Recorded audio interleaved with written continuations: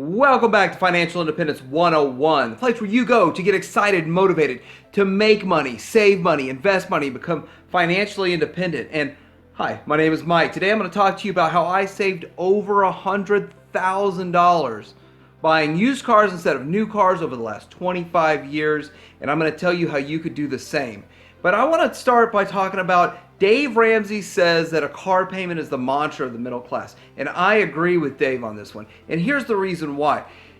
Instead of a mantra as being a saying that's repeated over and over and over, I look at it as a behavior, and a bad behavior that's repeated over and over and over. If you think about so many people that have a car payment, whether it's $200 a month, $300 a month, $500, $700 a month, and they continually do that until they're upside down on their vehicle. They trade it in towards another newer car, and then they're upside down on a vehicle. I'm going to tell you today how you can save so much money by driving used cars and not having that payment.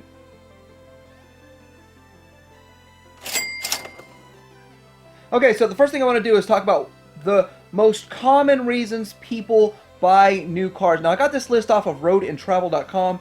Starting at the bottom here is number one. The number one reason that people buy a new car is because their old one had high mileage. I can understand that, but see, all my cars have high mileage. In my Ford Fusion, I've got over 130,000 miles. My goal is to drive that till it hits 300,000 miles. I'm going to see if I can pull that off. If you want to truly become financially independent, you got to kind of change your mindset, your thinking on that. Tired of the old car. See, this to me, how it's the mantra of the middle class. They keep repeating this cycle over and over and over. You're never going to get financially independent if you keep just wasting your money and keep taking that depreciation hit over and over and over.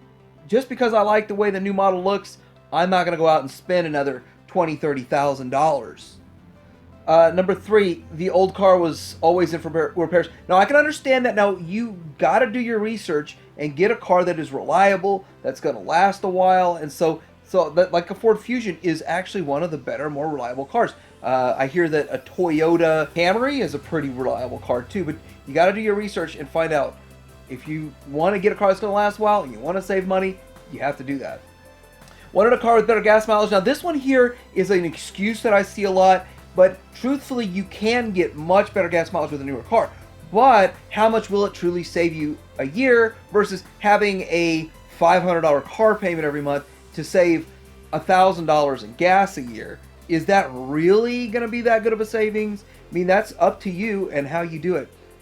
Old car just died. Now, I can understand if you have a transmission that needs to get rebuilt or an engine that needs to get rebuilt, and the cost of that is going to be vastly more than what your car is worth, then maybe it's not a good idea. But I'm jumping up to 7, liking the styling of the newer models. Yes, I like the styling of the new Ford Fusion way more than my Ford Fusion. But guess what? I prefer to be financially independent. And so that's why I'm driving my Ford Fusion and not the new one. That's why I didn't go get a newer car. And that's why I'm going to keep driving it. And guess what? I can afford to go buy a new one with cash. And getting back to that rule of 5. If you can't buy 5 of them, you can't afford one of them. Next, I have an article talking about used cars and why they're way less expensive in many ways from usnews.com. And the thing is, the depreciation hit. So that's the first reason why used cars are so much better to buy. You buy a used car that's a few years old, that's already taken that depreciation hit, and when you look at that, you are saving a lot of money. But the reality of it is, the goal is to get the latest model with the lowest miles that you can pay for with cash and not have to make a payment on. That's how you make money or save money and get financially independent. The goal is to not have a payment. And why not have a payment? Because if you don't have a payment, then you don't have to pay for full coverage insurance. That is the other major cost, aside from spending all that money financing it and becoming upside down on your vehicle and taking that depreciation hit, is having to pay that full coverage insurance. Now, I have 4 cars right now. I own 4 used cars, own them outright, bought them with cash, and those cars, I insure them for $301 every 6 months is my premium to insure 4 cars for 6 months. So that is way cheaper than spending the $1,500 it would cost to have full coverage on all of them. And here's the other thing is I drive older cars, cheaper cars I could buy with cash. I could go buy 4 more of them tomorrow if I wanted to. And the thing is, if I get into a wreck and it's not worth fixing, I could just use the money that I've saved to buy another car. But I drive carefully. Now the thing is that you have to evaluate your own insurance options for yourself. And I have found that when you buy a new used car, another new car, it's new to you, that carrying full coverage for your first 6 months is probably smart for the fact that you're getting used to driving the car, that you it's just a strange phenomenon that if you're gonna wreck a car, it's usually in the first 6 months you own it. So I do actually carry full coverage on newer cars when I buy a newer car. When I say new, I mean it's a 3-year-old car I just bought with cash, and I cover it with full coverage for the first 6 months just in case. Now getting into this whole how I saved $100,000, and it's funny, I came across an article from nerdwallet.com, and it's an interesting that they said on average, the average person owns 13 cars in a lifetime, each costing an average of $30,000 according to a report by the National Automobile Dealers Association. If each of these cars was 3 years old instead of new, you could have saved nearly $130,000 during your lifetime, which, by the way, that's a conservative estimate.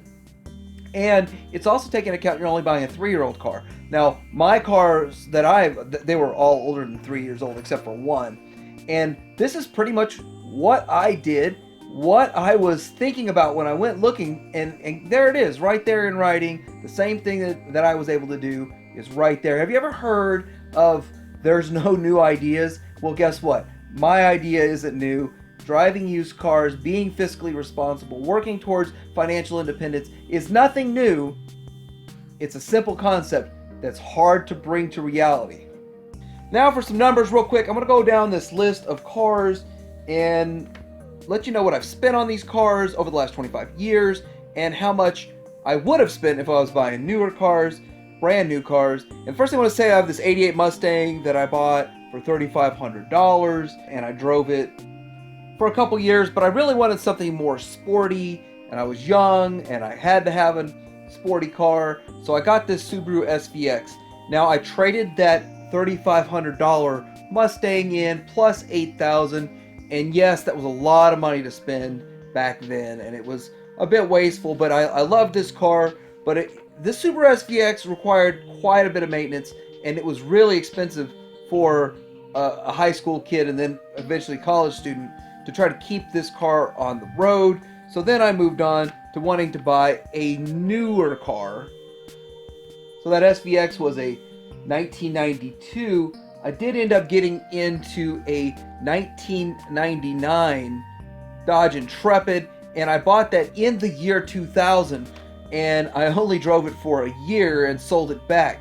And I paid $11,488 after trading that Subaru SVX in that had a lot of problems. So when you're looking at this, there was an early on in my life, I realized how much money I was wasting on cars.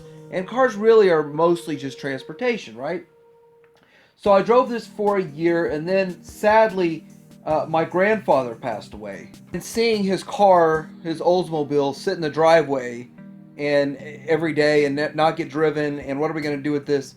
I started driving his Oldsmobile, and I decided to go ahead and sell my car off and just keep driving his Oldsmobile for about 5 more years.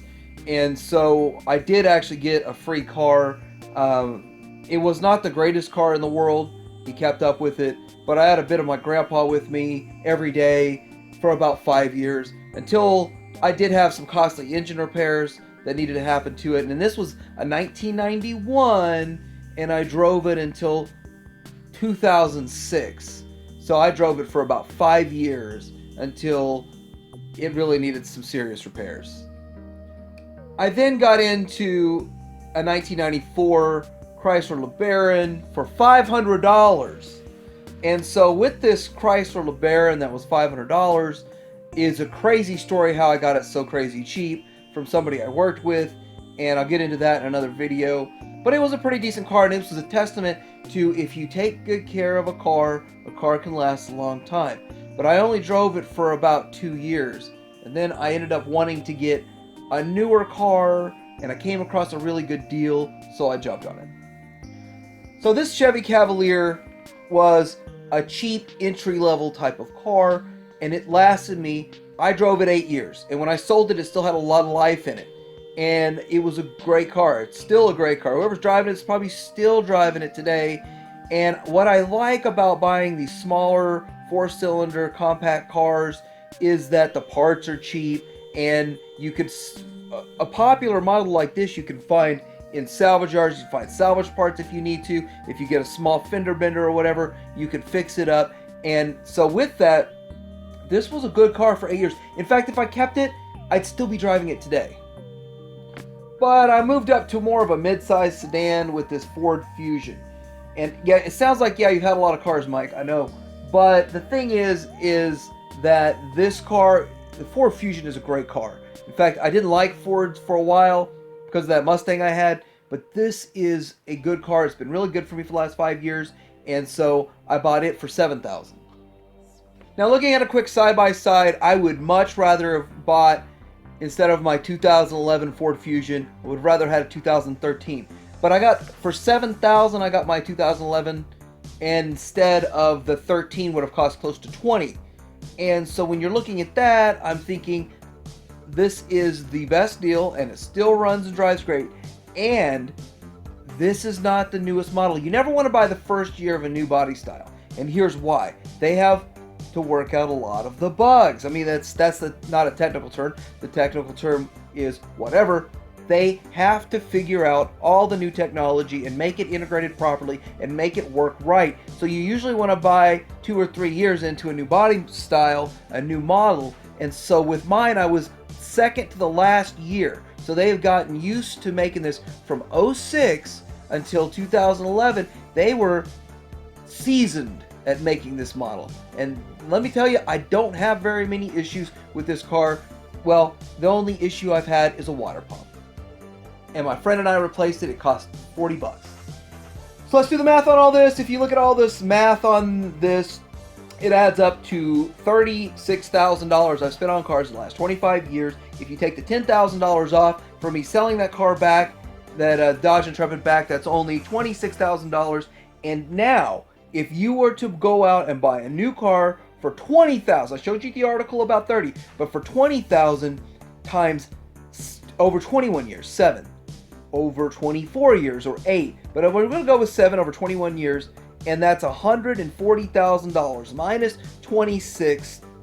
That's $104,000 that I have saved. That doesn't even count all of the insurance and all of the tags, tax, and title, and all of that go along with it. So hopefully this shows you and opens your mind and eyes to how driving used cars can save you a lot of money. Thanks for watching Financial Independence 101.